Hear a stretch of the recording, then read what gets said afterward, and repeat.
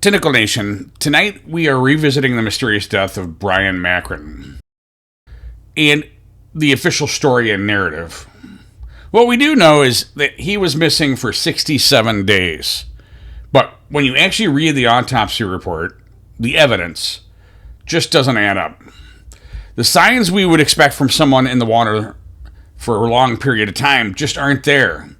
And if he wasn't in the water that whole time, where was he? This is part of our continuing series on the Bryon Macron case, where we are uncovering the facts that others have overlooked. Let's break it down.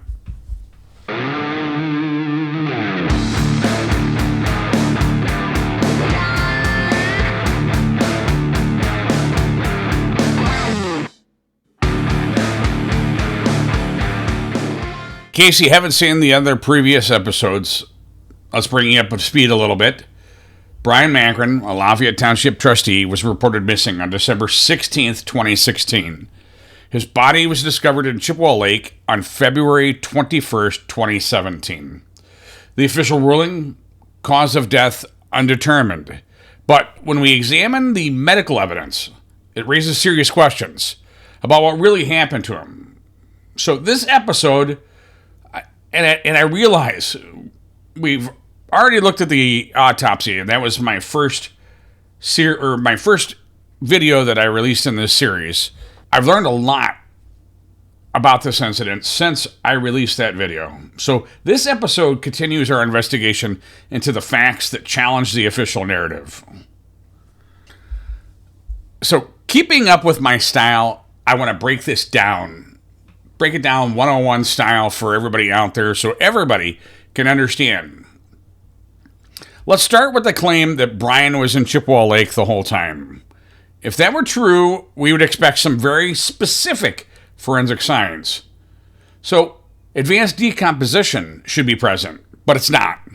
The autopsy states his body was in early decomposition, with some green discoloration and skin slippage. But a body in water for 67 days, it should be severely bloated, with extensive skin slippage and major tissue breakdown, which we don't see here. A body submerged that long should show extreme wrinkling and peeling. I believe the fancy term is called maceration. While some skin slippage was noted, it wasn't to the degree expected for someone in cold water for over 2 months. There also is no mention of adipocre, the waxy soap-like substance that forms on bodies in water over time. No signs of aquatic scavenging activity. Bodies in water attract fish, turtles, and insects, yet his remains show no evidence or bites or post-mortem predation. That's a huge red flag, suggesting he wasn't actually in the lake that long. Blood in his wounds, meaning he was alive when stabbed. His stab wounds showed hemorrhaging, meaning his heart was still pumping when they were inflicted. If he had been dead before entering the lake, the wounds wouldn't have bled like that. The tissues along the stab path were bloody and disruptive, and that's a quote from the autopsy report, further proving he was alive when attacked. The autopsy explicitly states the tissues along the stab path are bloody and disrupted. This means the injuries were sustained before death, as post-mortem wounds do not bleed. If he had been in the water for 67 days, the blood would have been washed away. Yet hemorrhaging is still present, further suggesting he wasn't in the lake for that duration. The autopsy doesn't confirm drowning. If he had drowned, we'd expect water deep in the lungs, but there's no mention of that. That raises the question, did he even die in the water, or was he placed there later? And we could actually reference the interviews that were given to BCI later. There's no evidence of water being in his lungs. There was minutia of water in his lungs. If he had drowned, there would be a significant amount of water in his lungs. So if Bryon wasn't in the lake the whole time, that leaves us with another big question. Could he have been on the shore and then carried into the water as the ice thawed? Some might argue that Bryon was left on the shoreline and drifted into the lakes as the ice melted. A lot of people in this investigation involved believe that. But again, the evidence tells a different story, and I'm going to break it down for you here.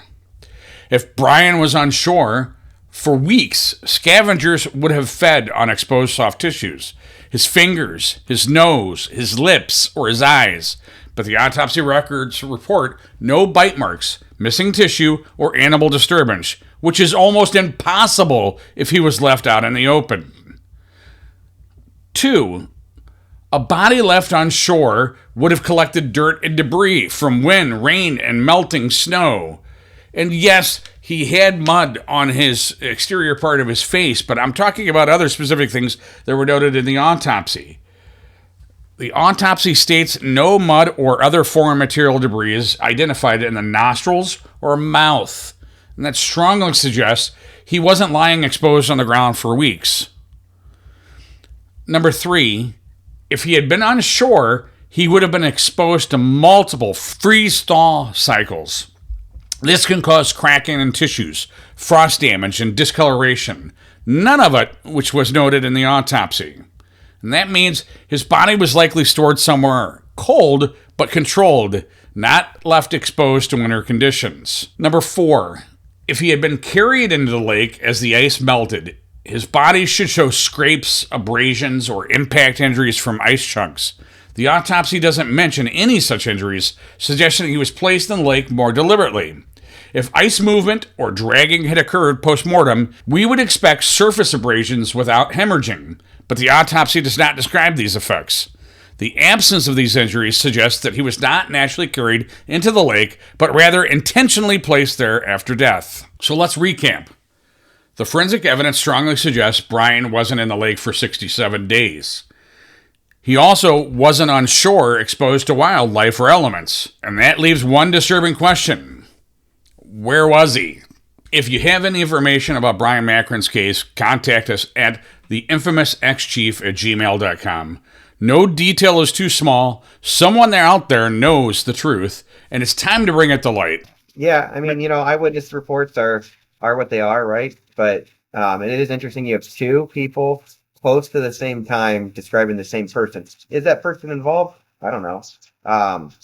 But their story though, when you look at even what Forrest Thompson said, was that the jogger saw Bryon. They're thinking that was Bryon, and I feel pretty strongly. I mean, he doesn't know the weight of this guy. He's guessing, but he's 50 pounds off of Bryon. As far as how Victoria describes him. I mean, he's decently off. I think he'd be better guessed than 50 pounds. If not, he could not work at Cedar Point as a weight guesser. But yeah, I don't think it's Bryon. Yeah. I mean, you? I mean, how did he he just all of a sudden then put jeans on afterwards and got into the marsh and laid down? I mean, I just don't think it happened that way. And like I said, I try to be objective. I try to look at it from both angles.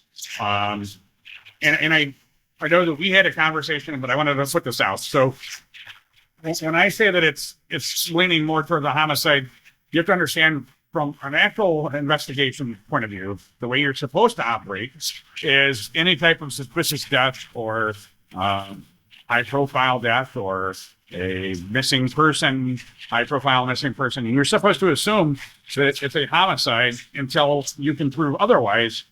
And there's just nothing. I can't say nothing. There's very minimal to prove that he did it himself. And because of that, because there's very minimal, there still should be being investigated. I mean, it still should be an open case, which I don't understand. But and it doesn't cost anything. I mean, it's not like it's like I said, when I don't know why Forrest closed this out.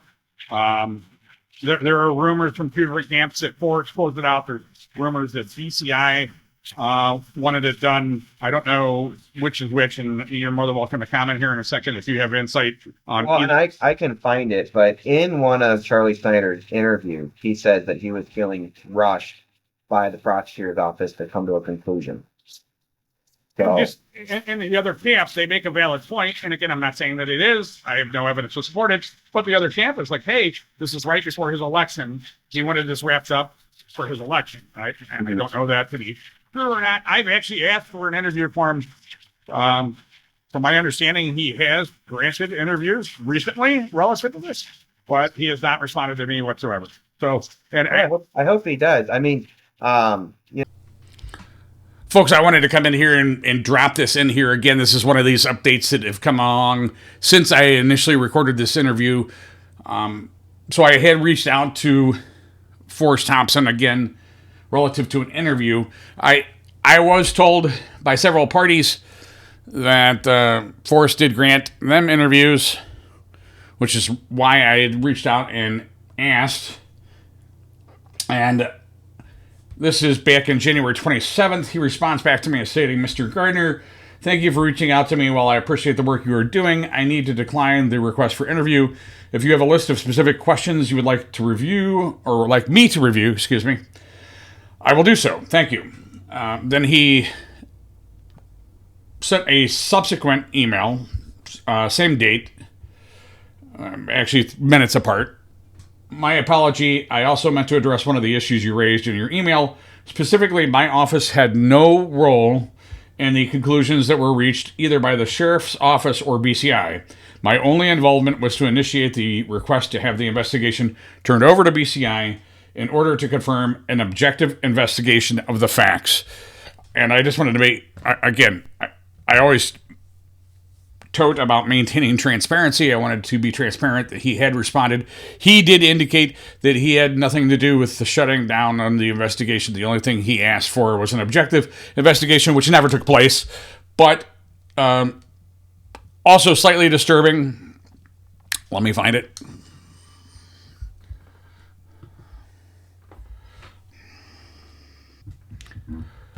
So the interesting thing, again, is he had written me stating that he would take a look or a gander at specific questions I had asked him, which I actually, at the time, respected very much and was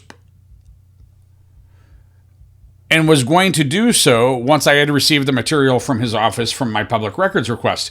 However, they never even acknowledged my public records request. After multiple attempts, let me break it down for you here because I just filed this in the Ohio Court of Claims.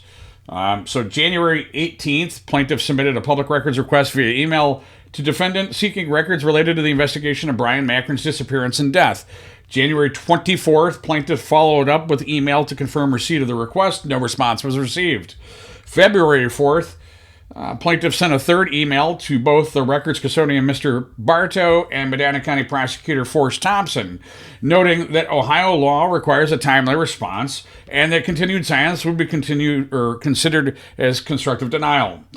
February 7th, plaintiff sent a fourth follow-up email, again requesting a response and warning that legal action would be taken if request remained unfulfilled. And February 9th, as of this date, defendant has failed to acknowledge, respond, or provide the requested materials. Folks, Ohio Attorney General has it very plainly on their website. 3 business days is what's considered adequate to respond. All you have to do is say, hey, I got your request. That's all I was asking for initially. I mean, obviously I want the records in a timely manner, but that's all I'm asking for initially. They couldn't even give me the courtesy of hitting reply on the email saying, okay, we got it. They could have stalled for a long time. Government agencies do this all the time. But Medina County is becoming very known. This is now my second lawsuit with them. My first lawsuit, again, was for the autopsy, which is still unresolved for Christian Olson. Mediation is actually supposed to be scheduled this week relative to it. It's just absurd to me. So, folks that are living in Medina County, you should be outraged at your prosecutor's office at this point because the prosecutor is charged to enforce, or not enforce because that's actually law enforcement, but the prosecutor is charged to make certain that laws are upheld. And here you have a prosecutor's office who is breaking the law multiple times. I just had to drop this in. Thanks. To be honest with you, I had no idea that it would become what it did when we did our podcast. I would have never, when we first started, I thought we were going to do like a 1-2 episodes, throw some speculation out there, summarize the news articles and be done with it kind of thing. And then we just, hit Victoria, and then it gained a lot of traction. By no means did we ever intend to push Forrest or anything like that. And I don't know if we did or didn't. But he did act on it, and he didn't act on it for 3 years, during our podcast. So I don't know. Hopefully, I feel bad if it affected something in a way that wasn't supposed to. But hey, it is what it is. It did move the case. Positive or negative, I don't know, but. So we're trying, folks. We're still trying to get buzz, and I have gotten a ton of responses. I was actually just talking to my family the other day. I probably, each day have been getting literally, and when I say hundreds of messages, it's dialogue going back and forth with people.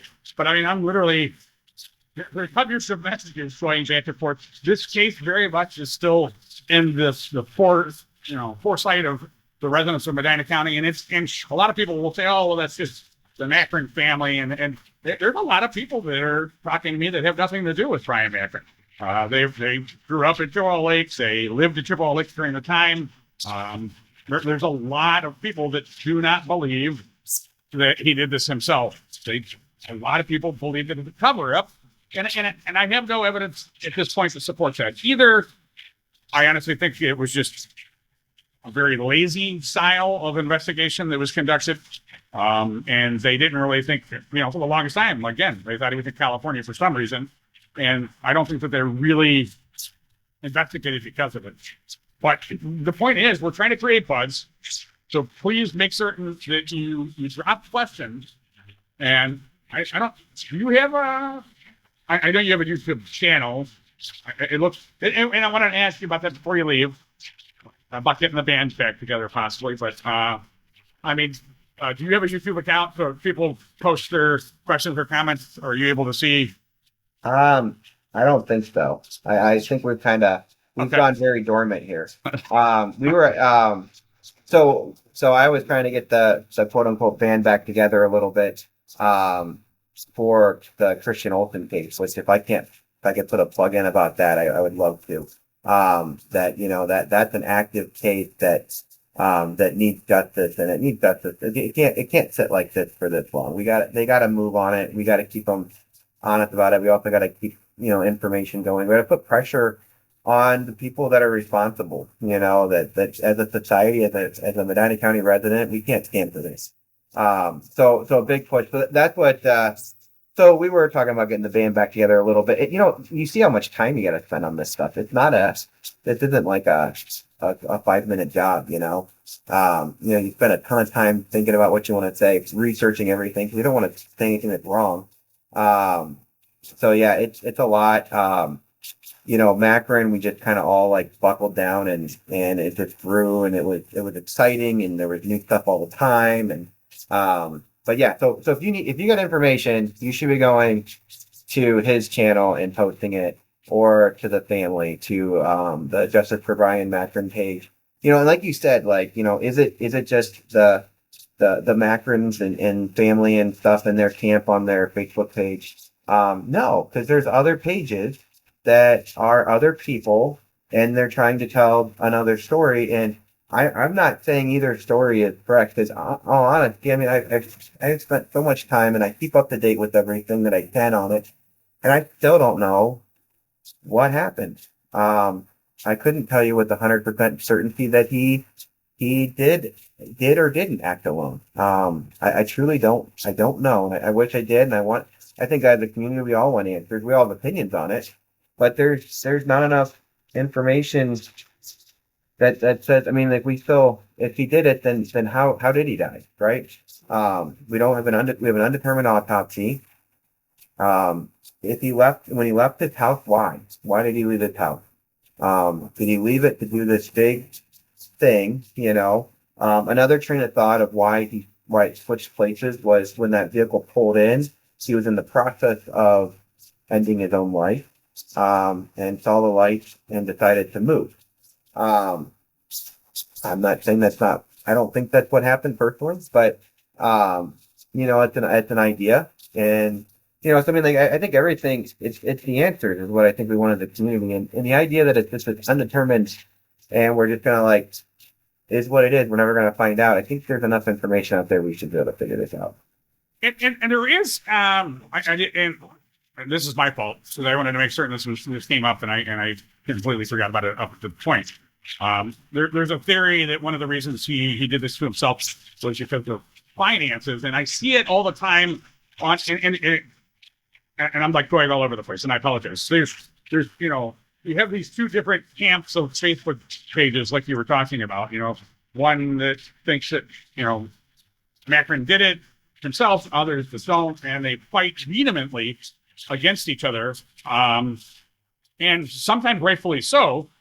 But the camp that thinks he did it himself keep bringing up the finances, and that was one of the main questions or things that I had requested from the Medina County prosecutor's office, was because even Forrest, I think, stated it in his press conference or somewhere I read it about the finances, but where is it in the documentation and the investigation? I'm not seeing it. I'm seeing, yes, he was getting collection calls. I think Bryon even had subsequent conversations with people that because of him switching jobs, that there was like a lull with finances, but people supposedly offered him cash money. Somebody supposedly, by their own statement, offered him $20,000 to get through Christmas, and Bryon declined. He said, "No, my things are picking up for me on the jewelry side. December is my busy. Christmas is my busy time.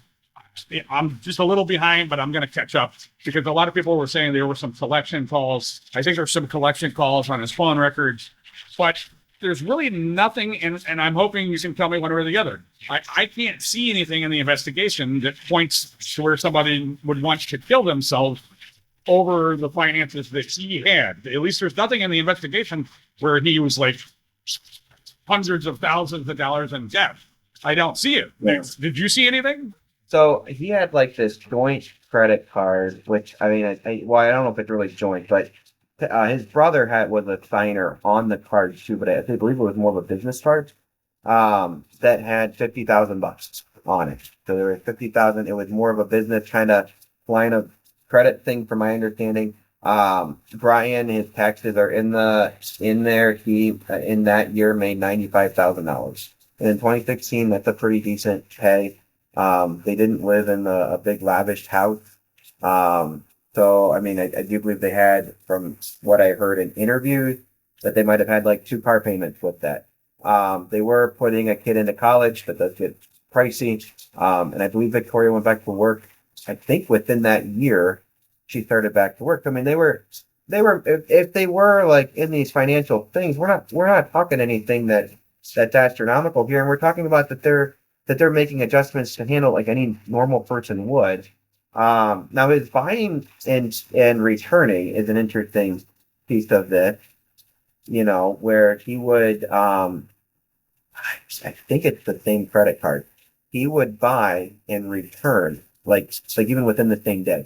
So, we had, during our podcast, we had a, person call up and say, we called this guy the Dyson guy, where he would go buy like 3 Dyson vacuums and then return them. Or he would go, and this is the Target in Medina, which is like fairly close to his house. So the one time, like he went back there, he bought like 2 iPads for like $1,100. Comes in the back of the store, goes to the front of the store before he even leaves, and returns them, and then walks out. He would do that out of town. He would buy like random large pieces of items and have them shipped to a address, and then call and return it, and have them put it on that card. You can see it on his. It's all in the file, but you can see it.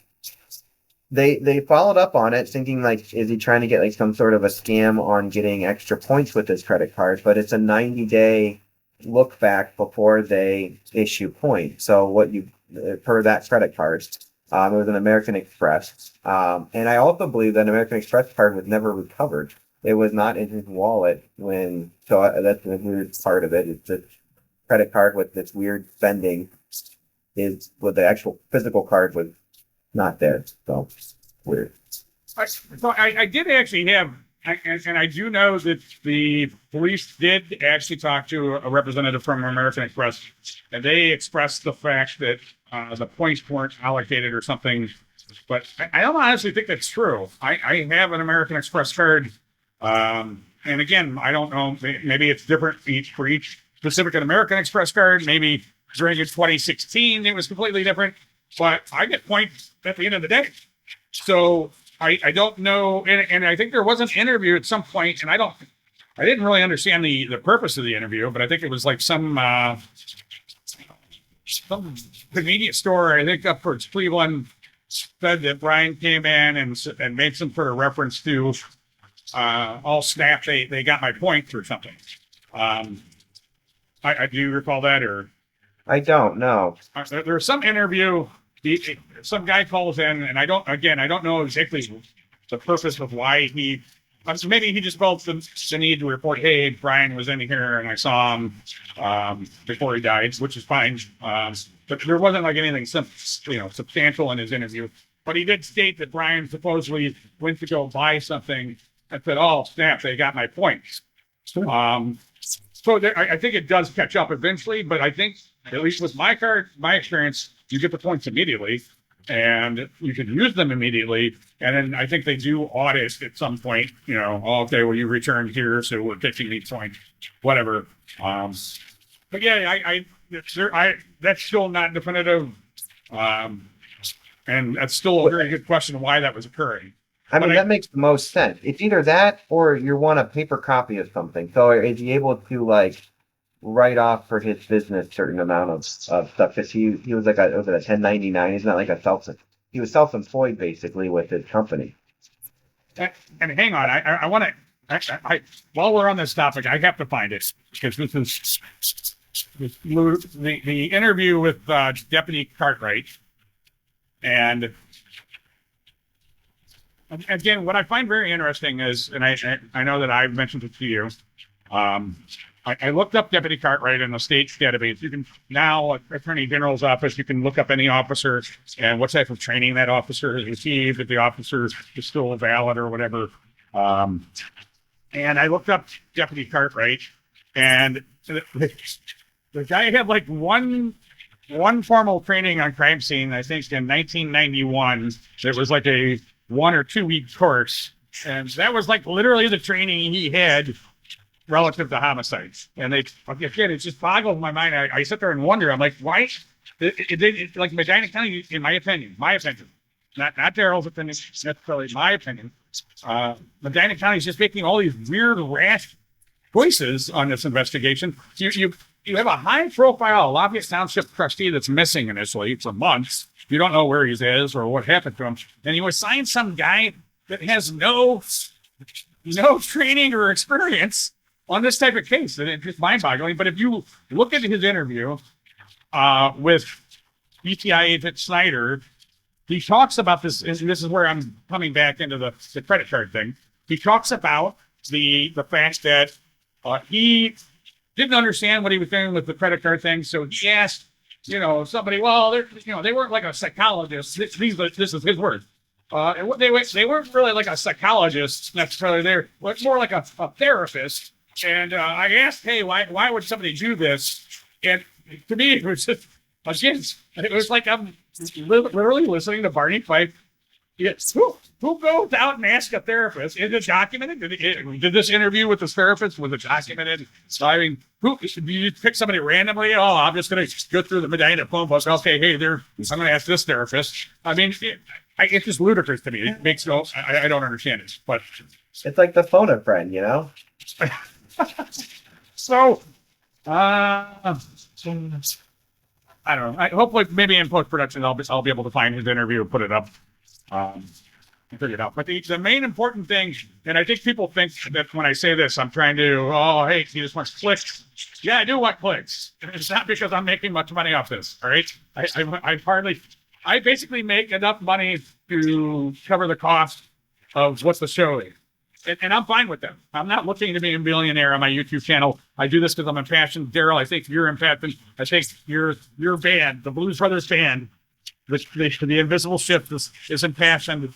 But the more you click, the more you comment, the more the algorithms, gods of YouTube recognize and push this out further. And what I really want, I want a large response for the Macron family, because regardless of what happened, whether he did it himself or whether somebody killed Bryon, they deserve to know the truth. And they're not getting it right now. So whatever happened, if you click subscribe, if you comment, specifically if you comment, even if you don't do anything else, hit like and leave some comments.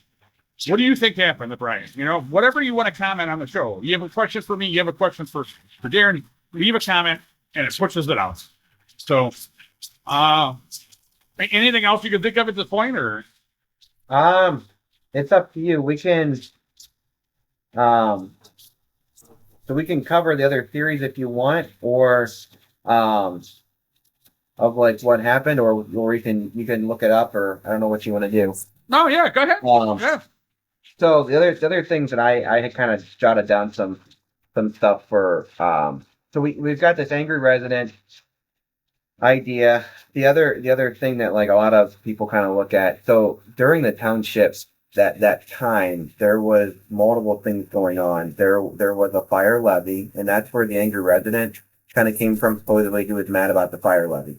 But then also there was the Nexus pipeline, which was gonna go through, and it made a lot of residents upset.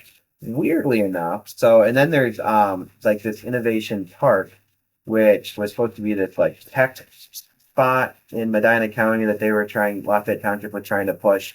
That's controlled by the Medina Port Authority, which is a conglomerate of like businesses and business. I think more like business owners like sit on the boards. Well, they had control of Innovation Park. They also have control of your local. They did the like lit fiber throughout the county. So they try to like keep the county to be able to pull in businesses and such. There's the phone. Sorry, I finally found it. It's 20 minutes Angry late. resident meeting. There it is. Yes. So weird. Like, not, hey, I'm going to meet Jim, right? And it also ties in because the phone is on this contract, which I think is one of the things that you're talking about right now. This contract, right? Doesn't this have something to do with the pipeline, I believe, or I can't remember. I know it's like a weird contract where it's got like it's got so much amount of money, but it's got like a C in it and stuff. It's been talked about. I just have a hard time believing that Bryon was going in there trying to send us like these crazy clues. I don't think that either. I don't think that either. That's not why I brought it up. I just brought it up because the contract is there, and I know that's one of the, not necessarily because of his, and there are people that have dissected far more than I could dissect these photos. But I just find it interesting because I think this is, I don't think this is the pipeline. I can't remember this contract. I think it has to do with some sort of like cash loan or something. I can't remember what it is. Like that. Yeah, it's something with like a large sum of money, but it's like, I don't know. It needed signed, but I don't even know if it said Bryon had to sign it. I don't know who had to sign it. Yeah, I think there are other photos, but they're not real clear on what the contract is.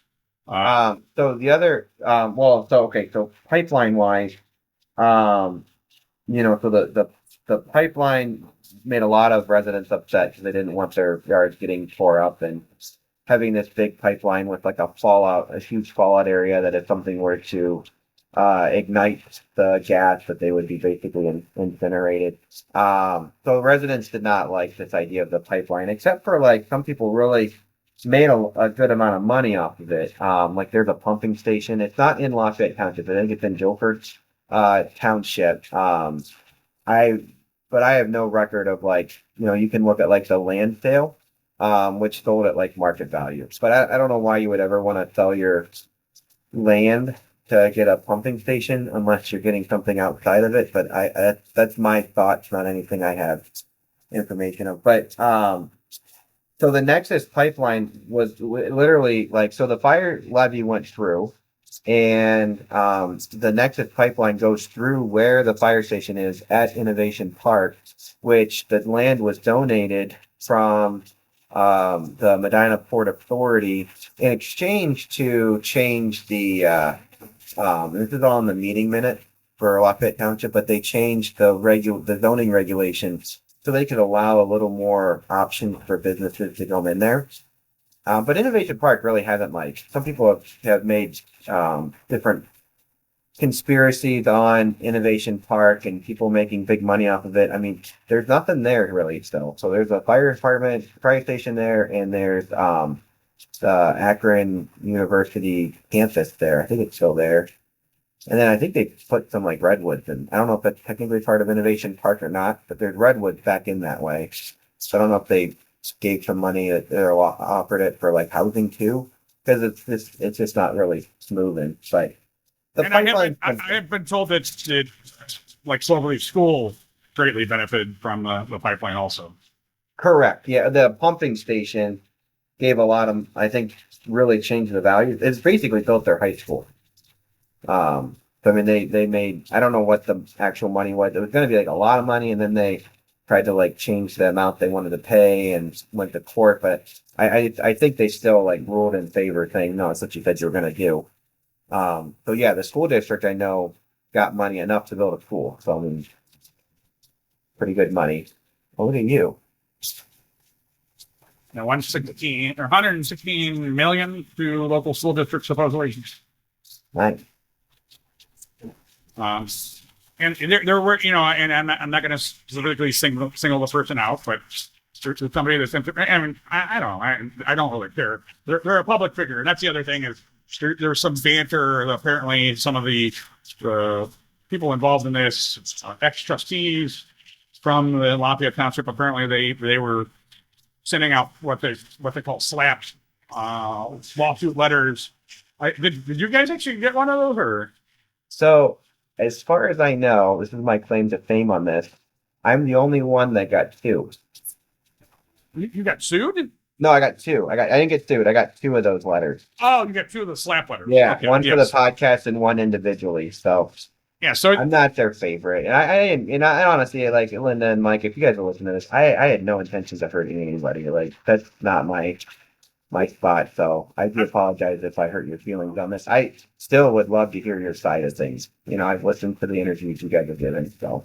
And I find it extremely interesting because, you know, these are public figures, and under slander and libel, they're held at much higher standard.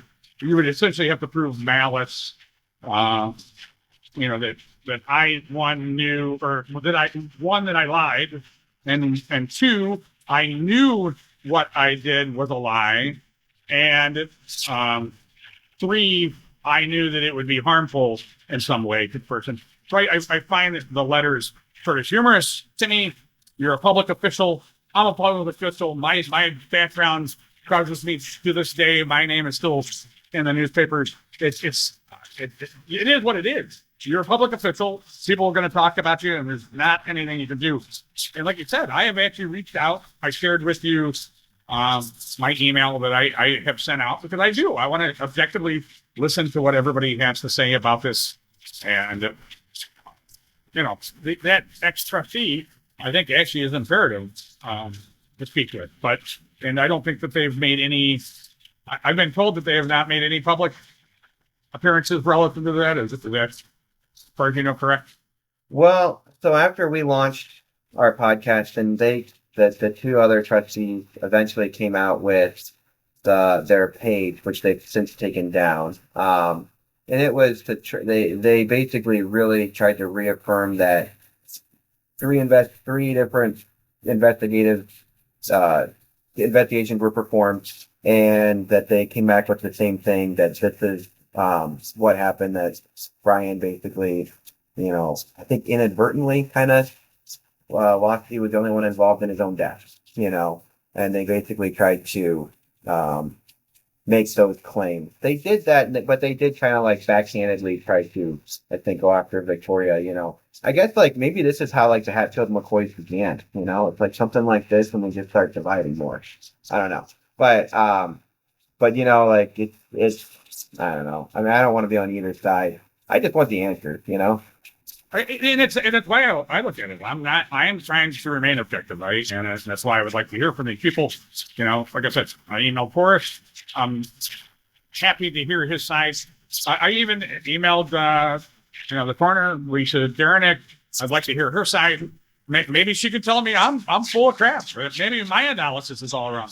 I welcome it. If you feel what I was saying, if you feel that you weren't contradicting, then show me how you weren't contradicting. Come on, let me know. And the same thing with the ex-trustees. I would like to hear from you. I have no skin in this game. I don't know the Macron family. I don't know, I don't know anybody really involved except for one firefighter, which I previously mentioned. They went to high school together. Other than that, I don't think I know anybody else in this. Terry Grace, I do know Terry Grace, who's the current sheriff for Medina County. He was not sheriff at that point. He was police chief of Mottville, I believe, at this point. I have no skin in the game, so I just want the truth. I want the Macron family to be able to know what happened to Bryon. Whatever it was. It could be the most disgusting, vile thing in the world, but they deserve to know what happened. They deserve to know the truth. Or was he murdered? I don't know. I don't know. So I hope we get it with your stuff here. Did pretty much all the theories? So then we have these cameras which were purchased. So there was 2 covert cameras. I have the paperwork for that. Did I send you the paperwork for that yet? I don't think I did. I have it from someone. I can't remember who gave it to me, honestly, but I have it from somewhere. There was 2, and they on the invoice, as I'll quote, covert exit cameras. They were purchased for $2,595. I do not believe this was ever brought up to the residents, and certainly not to the firefighters. They were purchased, like I said, on December 8th. They were installed on December 12th, and that cost an additional $1,100. And then they were discovered much later with the firefighters. Whenever I think that the story I was told was they were cleaning the fire, and they were reaching up and actually knocked the sign off of the exit sign. And they're like, "Oh, who has this sneaky camera in there?" So there's these cameras right around his, a week before all of this happened. And then there was also a thought that Bryon was going through the record at Lafayette Township. In one of the photos, you can see where a box in the back, they took a picture of the record room, and on the back, there's a tote with a lid up and tipped to the side. It looked kind of misplaced in there.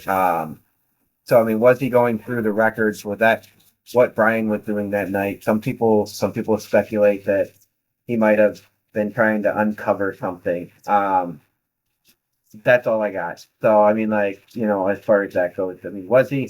I don't know. There weren't papers everywhere. There was, I believe, no blood found in there, I don't know. So, could have been, might not have been. There's a lot of easy explanations for that don't correlate to Bryon losing his life, So. One of the things, and I think, and you have to apologize because I've been talking to so many people. I don't know who I've asked at this point. I need to actually start documenting anything myself, I think. But were there any ties to Bryon and Chippewa Lake? I don't know. Was he weighted down, you mean? Like I'm trying to figure out. What would make him go to Chippewa Lake? Yes. I did not know of any specific tie. I think he was involved in one of the polar plunges, I believe. But yeah, that's on the screen now. There, I think Brad Winters is asking about the polar bear plunge. Apparently, him and Victoria went to. But there's no friends, family necessarily. I was told that he would only go there essentially when invited. As it said, Chippewa really wasn't anything significant to him or anything of that nature. No, he grew up in North Royalton. So he wasn't raised at Chippewa Lake or I didn't know of any family that he had that ever lived at Chippewa Lake. Something like I don't think it was like a familiar place to him. Like like if you're trying to like do something, Oh. So is that pretty much all the major conspiracy / theories, or? I think so. Yeah. So I think like recapping like what got Bryon out of bed, right? Because like originally we thought we had a Facebook message at 2:08. That is not true. So that came from Paul before we got the record. There was a Facebook thing around 2:10, and it was just like it says Facebook post Mars special. It's like a meme looking thing that just came through. It wasn't posted by him, and it wasn't his activity.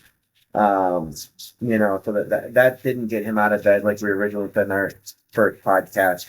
That information has been different. And then the GPS ping, I think, is very significant. There's a big gap in between there. So we do have this time where could he have gone and picked somebody up and brought him back there for whatever reason? Could he have met somebody prior to? What would make you drive? I mean, easily, what would you say, about 10 minutes out of your way to get to the other side of the lake like that? Yeah. Why would you just get up and go for a drive before you stop at the town hall? Some people speculate he went and got food at like McDonald's or something. That phone pin doesn't put him in McDonald's, so I mean he would have been traveling back, and if he'd have been traveling back, wouldn't you have gone down Lake Road rather than coming all the way around to Kennard and Westfield? Maybe not. Maybe that's where I already went, but the stomach content I don't think really matched. McDonald's, I think it more coincides with what he had at Lincoln Lizard, from my understanding. But there's thoughts of that he went down towards the truck stop. I don't know. That could have been. I don't know. Is McDonald's even open at 2 a.m? Back then, I don't know. I don't know either. It's not That's a good question. Off the top of my head here now. It was really so that thing to me is the one that makes me keep going back. What would he have? It's very residential in the in that 2,500 meter circumference. Well, the other, when you were talking about the administration building, so I think this is like, I don't know if this is Google, I don't know what I'm on Google here. So the administration building is just like gray buildings here. Somebody was saying, and when I was back there, I do have some D-roll that I got, some video that I put back there. There's like a ditch or something back like behind. But somebody said that was there a road, that was back there, or some sort of dirt road behind the administration building? So I don't think it's part of the township, but back close to where that big black culvert pipe is back there, there's a gravel drive that goes in that would put you maybe like 150 feet from the back of the building. Okay. Because I was just trying to determine whether or not, and who knows? I don't even remember when the video from this, so that they're relying on this video from Lafayette Market. Apparently, this owner was getting broken into all the time, or something of that nature, and so he installed some at that time with pretty high tech camera equipment. But it's very blurry, like where the actual drive is to the township hall, and you're pretty much just relying on seeing lights. And again, somebody said that is this the video that was supposedly enhanced, or? What I gave you is what I have. So I mean, we had a guy, but I mean, like he was not a video expert, but so like when you're podcasting, you just it's not like I got a wealth of resources, but I had it. He was able to like lighten it up a little bit. He had a lot to do with. He was like a manager of a restaurant. And he messed around with a lot with the security system over there. So that's where he had his knowledge from. But he was able to kind of lighten it up for us to kind of see. But you still can't. You definitely can't tell who's in the vehicle. That's for sure. You can't. I don't even think you can make out that it's for sure Bryon's car. And who knows? That's- What do you remember? What time the video started? Like, could someone have already been into the township, Paul, at that point, or dropped off? Yeah. Somebody Oh, could have yeah, dropped yeah, somebody like the off, first- Yeah, I mean, somebody could have already been there. I don't. Ooh, I'd have to go back and look at those. Does the camera? Do they have them on the title of their thing? Their I'm audio. sorry, what? Do they on the? Yeah, I'm not making sense, am I? Is it titled on the files I sent you? The timing. Yeah.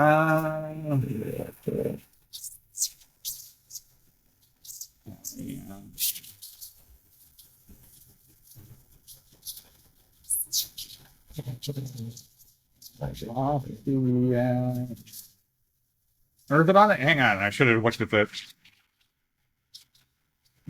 timeline here. I don't know if it's going to tell me specifically, but So, like, as far as the videos on the timeline, I mean, it basically kind of starts close to when he pulls in. But I mean, could somebody have been there at 11 o'clock and waiting for him?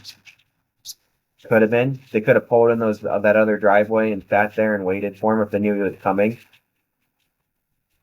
it was on camera 19, correct? Or is that?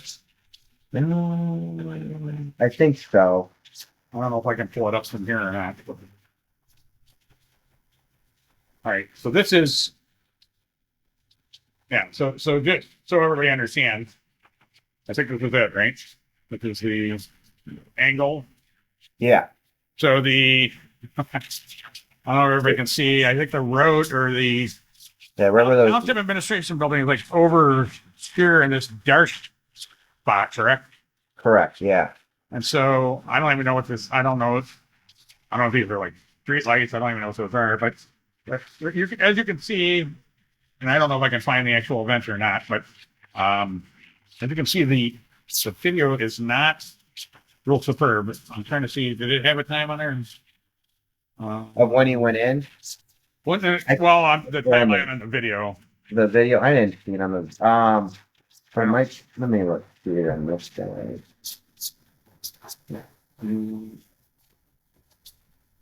So this looks like a vehicle pulling up, coming up to this. It's like it passed the administration building, I'm assuming. But as you guys can see, this video, while high tech back then is not real great. This is what they're relying on, whether or not people came or went to this house of Paul. And now this is like a question that I really have to come back to. How much video do they actually have? What did they pull? Right. I mean, usually in a case like this, you would pull you always pull more video than you need. So like a case like this for me, I would have pulled as much as he had. So if he had 3 or 5 days previous, I would have pulled everything. I don't know. I don't think it's stated anywhere now that I think about it. no, well, it would be nice to see like the arrival of the people, when they arrived to find the scene. Right. Just to give more clarity, because that's another part is, I mean, like, so, 911 was never called, and I get why you called Jim. But even at that, there's still a time lapse between the phone calls of Mike and Jim. So why, like a close, like, don't quote me on it, but I mean it's closer to like a half hour before like Jim there, like to the point where, so Mike, who supposedly did not know any of this happened, gets a phone call and is down there before Jim. And Jim's en route. So when Jim knows, he immediately turns around and is there. So there's a little bit of a window there. Coach, like I said, it's more than 15 minutes, I think less than a half hour in between those phone calls. And I know a lot of people have commented on that. I mean, should he have called 911? Probably. I don't think it's the end of the world if you have like an actual liaison police officer that you're used to. I mean, I used to get calls on my personal phone all the time. but I would always, the odd thing is that I don't think that I can't remember now that I'm trying to think about the radio traffic. Did Jim actually ever announce, hey, I received a call on the radio? I don't know. I don't know. I mean, he had to have called it because I believe Jim then called it in to like bring in the cavalry of everybody looking at it, and But I mean, I don't. I just, I mean, does that answer your question or? Well, yeah, I was curious because generally what would happen is, hey, I get a call in my zone by one of the business owners that I know. I would get on their radio and be like, hey, be advised, I received a call from this business. This is what's going on, on the route or whatever. I don't know if that ever occurred or happened, but I don't know because we don't have all the information. We don't have all this stuff from them. From the. I mean, I would think so. I wouldn't think he wouldn't. I mean, he was with another guy. You know what I mean? Like it wasn't just him by himself. Where does this car go? I mean, this is totally random, by the way. I just pulled him. I was just clicking. I was just clicking through the videos. So look at this with me here, Darren. This car turns right onto the road. You see the tail light and the turn signal. Where did it go? It like disappears. Like after right here, it never popped out. Where'd it go? I don't know. Is it that car? Did it make a U-turn? I'm confused. What just happened? You see, that's my point. This video is garbage to make any type of actual criminal analyzation. I mean, it's a tool. Hey, we can somewhat see what's going on, but this is not being able to definitively show.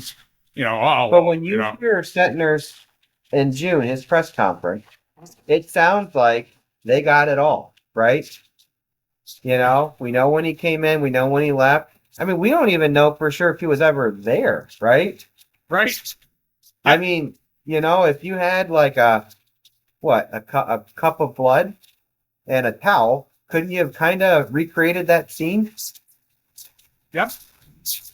I mean, I think it's unlikely, but I mean, really, truly though, like you're absolutely right, and that might quantify all of their hypothesis. Well, there wasn't much blood, even though I think they're looking at the photos. I think there is a decent amount of blood, and people are theorizing. Well, it was a limited amount of blood that was spread all over the place, which is possible. I don't know. I'm not a blood pattern expert, which I think they actually did consult with BCI. A blood pattern expert. I'm not a blood pattern expert, but I've seen all sorts of weird scenes that, I think one thing happened and boom, it's proven another way. But that's an excellent point. Yeah, it wasn't even there. That somebody else just like pour a bunch of blood on the floor that they had from him. I don't know. I mean, there's a whole bunch of that's the hard part. There's so many theories in here of like different things, but there are people that are pretty caught up to speed on this case that do feel like he was never there. I think that's hard. I mean, to figure out, but I mean, that would have to go to he was overtaken over somewhere on the other side of the lake with wherever he went to go see, which has no record online of a phone call or text. So, I mean, like, then it goes back to, did he see something at the township, the meeting that he had the night before that made a rendezvous? I don't know. I'm sorry. I still can't find the video where he pulls in. So if anybody knows, because there's a lot of people that know a lot more than I do, honestly. So if anybody knows, drop it in the comment. How much video do they actually have of this Lafayette market? When does this start? Their review timeline. When did it start of Lafayette administration building? I don't know.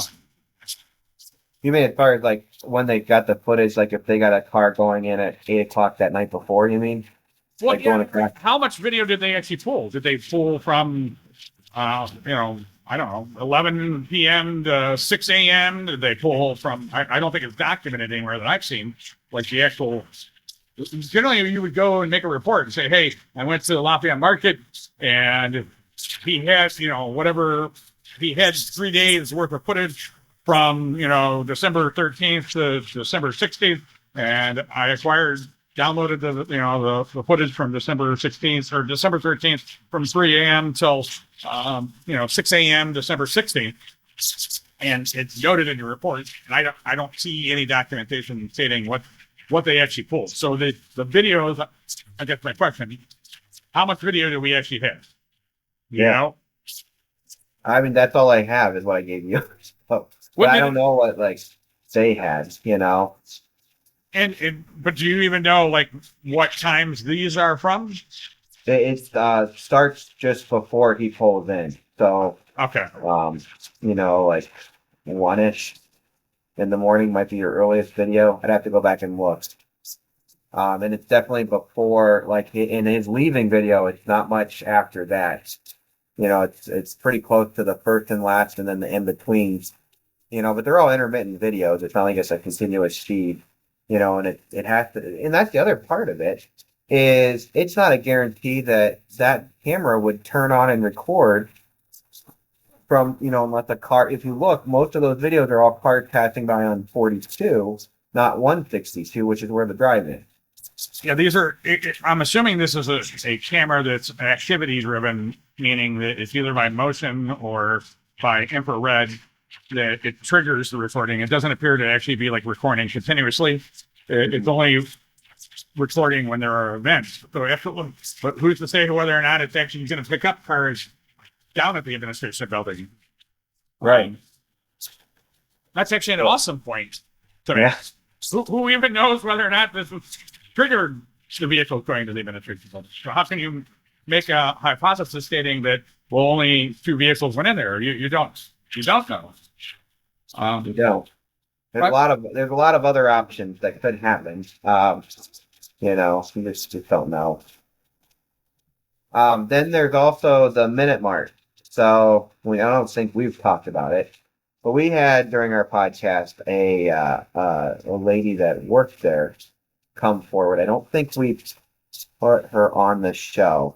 She was scared to talk a lot about it, but she was a worker at the minute mark. Now there was 2 cars, and there is a I don't have videos of it, but it is in the files I sent you. I'm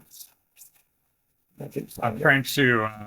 I thought I actually might have it. I was trying to find it. If you here. look at that, it's got 2 cars pulled in, and I think it's underneath. Mini Mart video. I should have this up so you can see what I'm looking at here. Mini Mart video, and some of the it's sort of aggravating for me because I have a Mac, and some of these videos are not conducive to the Mac apparently. So this is not a video; it's just a report. Well, this is I think this is supposed to be the actual video of the mini mart. I think it's labeled mini mart video. Do you have that or? Oh, if I do, can you play it or no? I don't know if I've compiled it from multiple people, so I don't know who gave it to me. I think you might have more than I do now. I mean, you probably do. You do have more than I do because I gave you everything I had. It appears. No, I don't think I do. I can't get into it. It appears that you have to actually install one of these files. I think there's an exe file. I think you have to install something for this to work. And I don't have the ability because it's on a Mac. But I'm sorry. Go ahead, mini mart. So did you haven't seen the so? And I forget what time it was. It'd be nice if I could find here. Wait, here we go. There's a report of it. Yeah. Is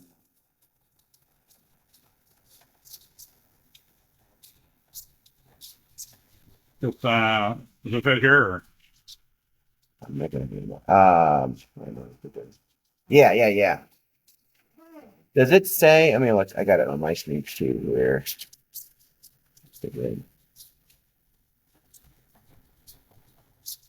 Does it say what time it saw those cars? Okay, yeah, 4:15. So the original thought was that somebody pulled, but it doesn't appear to be Bryan's car. But there's these people, but I mean, we have every right to be out at 4:15 on us. But there's these two cars that pull in. One, the silver car is the one that's interesting because this lady remembers the silver car, and then she said she saw the same silver car, I believe like 10 days later, stopped with its hazards on Chippewa Road on the bridge. And just so the audience understands, because not everybody is from Chippewa Lake, like I am. This mini mart is actually in Chippewa Lake, so this is like a couple miles from the administration building. This is very close to where Bryan's vehicle was found on beachside. So this is like on one of the main roads in Chippewa Lake. Just gives orientation to everybody that's watching. So, so she speculated that same silver car was because, so a lot of people feel like if you feel like Bryan didn't act alone, they feel like he wasn't there that day and he was placed somewhere else, and then later put back into the lake. And the easiest spot to probably put him would be off of Chippewa Road. There's a bridge there to the inlet. And that would give reason that Bryan would have then flowed into the lake where he was found. So I think that's overall. I mean, I don't want to speak for anybody, but that does seem to be kind of like the consensus of what people think as far as that he was late, as far as like locals feel like he was put in later because it doesn't match like where he probably would have walked. But I mean, I'm sure some people feel the other way too. But so with that, this lady says that she believes that silver car in the top photo was also seen, but there's no license plate match to at the bridge. So so her story is that she feels like that car was part of it. Now, the footage that I saw does not match the second car at the town hall that we have that pulls in partway. It's a much bigger vehicle from what we were able to enhance. It's more like a truck with a cap on it or a full-size SUV. What it looked like from the camera footage pulling into the town hall.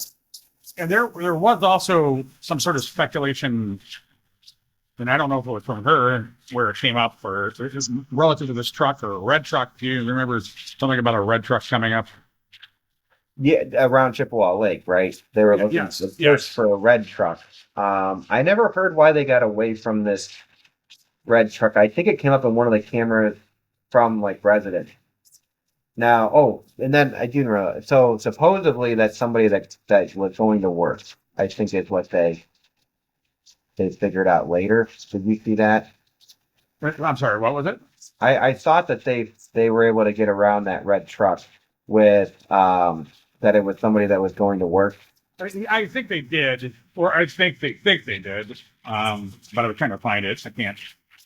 There was actually a picture of somebody and his driver's license, which it was sort of odd because I think he wasn't local. I can't remember where he was from.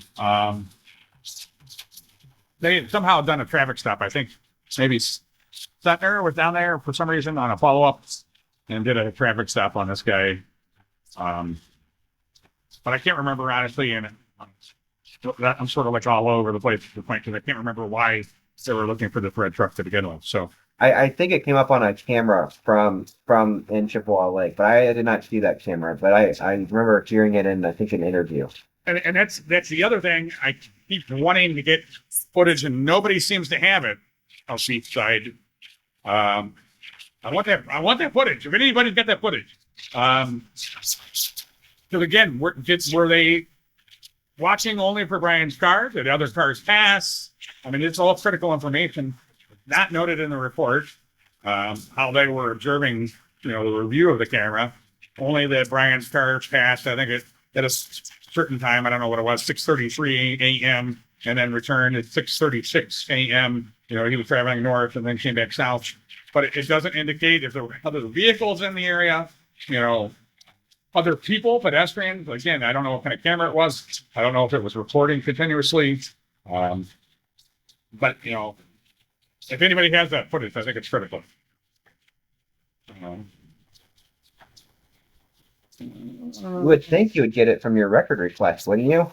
Yeah, I just everything. I actually just emailed them on Friday, yesterday.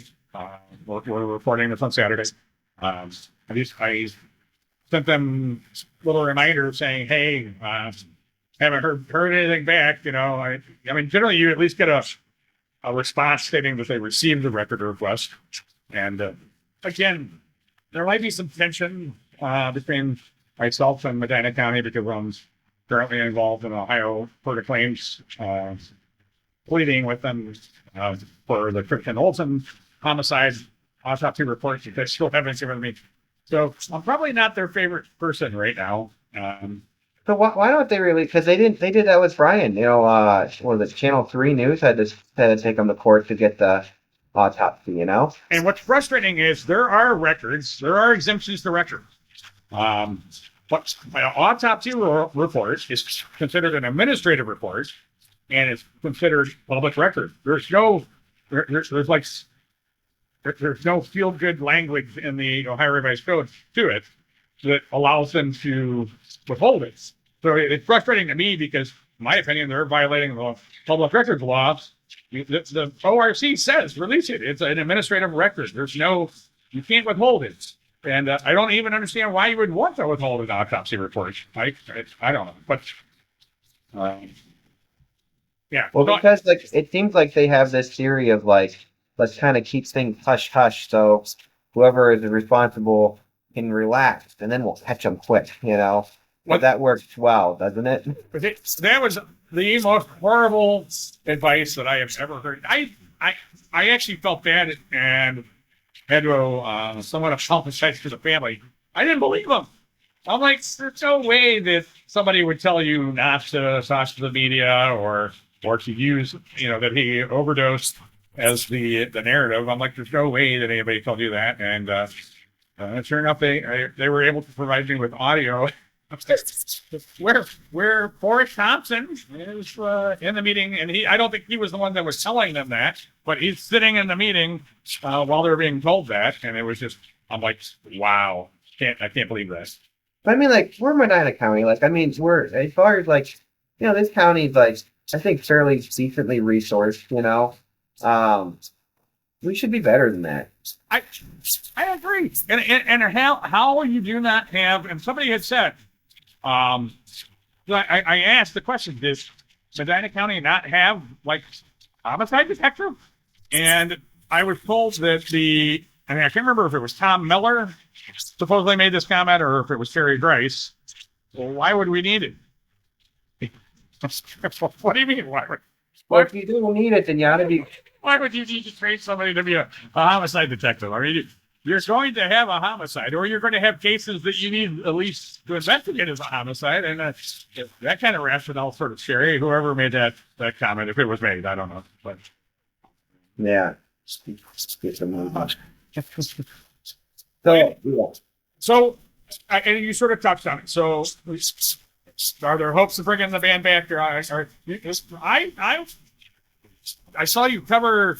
And I don't even know what it is. I haven't even gotten to it yet. The Centerville letters and yeah, that's kind of when I started losing my drive, because these documents were 800 pages, and it's let's try to get through this in the next week. And I mean, I got a family and kids, you know, and everything, and it's the case and it was old, so you know, and. So I just lost steam and kind of bowed.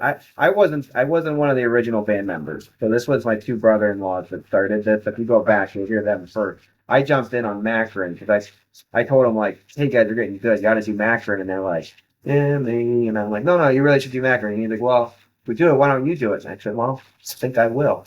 And so I jumped in, and it was fun. It was a cool ride. You know, it's a really a highlight to be a part of it. It's kind of cool. I have no skill here in this, you know, I just read.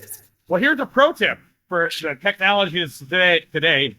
like AI is like freaking awesome. So what I've done, even in the Macron case, all the files, I have one master PDF file that I keep cramming everything into, and then I upload it to AI, and then I ask AI a question: how many times did this person's name come up? And it scans all, and in a second, it's scanning, hundreds of records and tells me, okay, hey, this person comes up here, comes up here, comes up here. And had I had that kind of power back when I was a detective, I can only imagine the amount of efficiency that is. It's sort of cool to be able to throw everything into an AI program and say, hey, what happened with this? What happened with that? And then so for the longest time, until I made my list of a person's name in this case, there's so many names in this case, I was like constantly going back to my AI program. Who is this? Who's this person? Yeah. And, so pro tip, if you get back into it, you might want to look at it. I mean, I still have all this stuff. I have a podcast set myself too. I thought I was going to do something a little bit different with my wife, do a little bit, but I don't know. We'll see. Who knows, But they both were interested, though. I did reach out to both of them. Ricky's technically back in town now, but I got back like really, really late, like early this morning, I guess. So he's like, there's no way I'm going to make it to that. But so I might get Ricky. Dan, it's hard to say. He sounded interested. He's a little bit farther away, so a little harder to get him here, Akron area. But so it's like a 45-minute. If they're interested, what I would like to do, again, my philosophy as a homicide detective is to keep everything. You got to keep the press in. You got to keep everything buzzing. You got to keep the information out. That's when people. And after this amount of time, somebody is going to talk. Somebody is going to say, "Hey, it's been this amount of years. I don't care anymore. Hey, I saw this. I saw that." And that's what I'm hoping for. So, what you need to do with your band? Let's get everybody. We'll advertise it for a specific date. We'll go live with you and the band. And people hopefully will call in with questions or whatever. And I think that would be an awesome thing if we can get your band back for that. But all right, we can try. All right. I can't guarantee, like I said, they're their own. I try to rope them in on stuff, but sometimes I don't have that power. So I'll do my best to do that. So. All right. Is there anything else that you think we're missing or at this point, or I don't think this is a good overview? I think so, yeah. I think we covered a lot of it, right? Folks, I think that'll do it with the Darren interview, again from the Invisible Ships podcast. We do have, again, a lot of interest into the round table or panel interview. Thinking about doing that live so people can actually ask questions. So please stay tuned relative to future announcements for that. I think that's really where I want to go next. I actually do have a meeting coming up later today with the Lafayette Township administration. So I'll be hurrying off to that and honestly trying to skip a little bit of my editing here to make certain that I can get down there in time. I appreciate it, folks. Make sure if you haven't watched the other episodes in this series, please do so. And also, if you haven't checked out the Kristen Olsen or Don Pasella cases, feel free to do that as well. Thanks.